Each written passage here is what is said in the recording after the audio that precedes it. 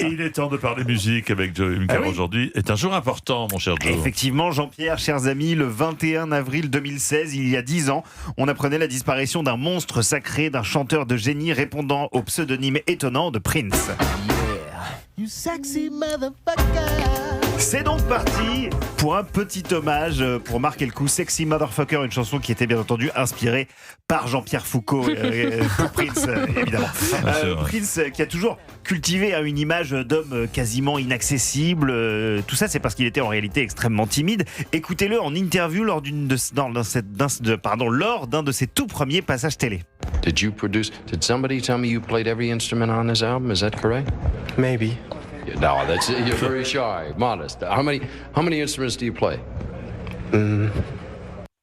J'entends rien. Ben non, c'est normal. À 19 ans, Prince, il est capable de produire ses albums tout seul, sur lesquels il joue de tous les instruments, mais vous lui mettez un micro sous le nez et il devient quasiment muet. Comme il a été très marqué par cette interview catastrophique, il a décidé de se créer une sorte de carapace de rockstar pour devenir cette figure à la fois charismatique et mystérieuse.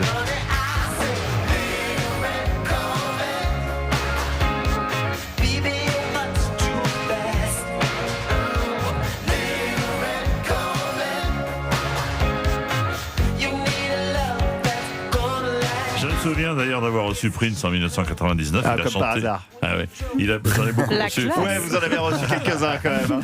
Il a chanté dans une émission spéciale pour Lara Fabian. Il était très énigmatique. Ouais. Je vous cache pas que j'en garde un souvenir assez particulier. Je sais pas. Ah oui, c'est vrai, racontez-nous un petit peu. Non, mais c'est-à-dire qu'il avait un CV, pas lui, mais il avait un CV de sécurité. Ah bah oui, les Américains. Qui ne voulait qu'il y ait aucune personne entre sa loge et le plateau.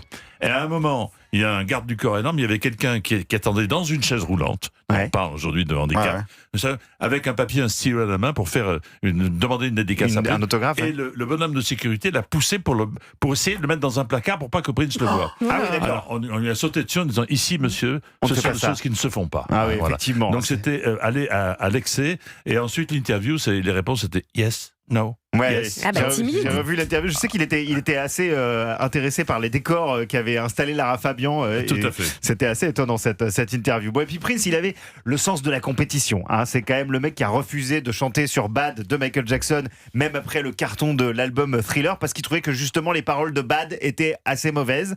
Ouais, justement, aujourd'hui, il y a le biopic sur Michael Jackson qui sort en salle. Ah oui, c'est vrai.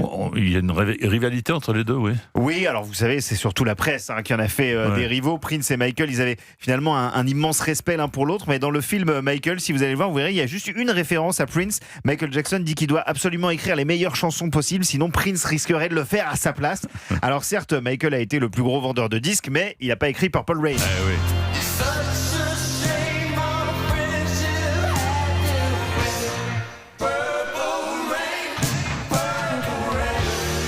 10 ans donc que Prince n'est plus, mais son souvenir vit toujours dans l'esprit de Jean-Pierre Foucault et dans celui de millions de fans à travers le monde. Son héritage musical, lui, perdure. Alors pas de biopic à l'horizon pour Prince, et si vous voulez mon avis, c'est très bien comme ça. Bah oui, merci beaucoup, Joe. Avec grand plaisir.